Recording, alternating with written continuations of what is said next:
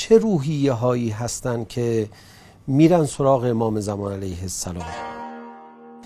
این تواضعی که در دعا در وجود انسان پدید میاد، این تواضع لازمه برای اینکه انسان به یاد آقای امام زمان علیه السلام بیفته، به یاد فرج و ظهور بیفته و تمنا بکنه فرج رو.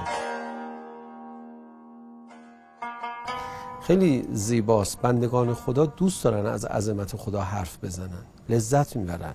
در یک تشبیهی شاید بشه گفت مانند کودکانی که دوست دارن از قدرت پدر و مادرشون حرف بزنن.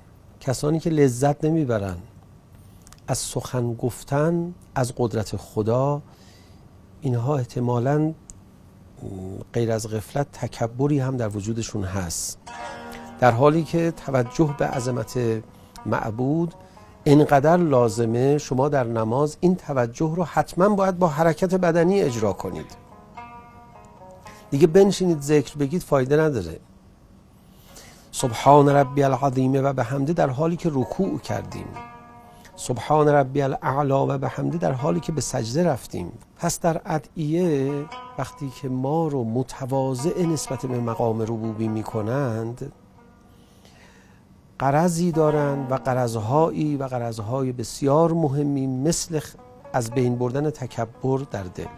رابطه این که تکبر در دل ما با دعا از بین بره با مهدوی شدن رمضان ما چیه؟ اصلا کسی به اولیاء خدا حاضر تواضع کنه که خدا او رو در خانه خودش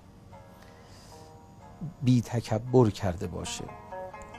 دعای افتتاح نه، دعای ابو حمزه سومالی رو هم شما اگر بخونید، دعای کمیل رو هم اگر خوب بخونید، نمازتون رو هم خوب اگر بخونید، روزه رو هم خوب اگر بگیرید، باید تواضع در قلب پدید بیاد و وقتی تواضع در قلب پدید اومد، تمنای ظهور و فرج افزایش پیدا میکنه.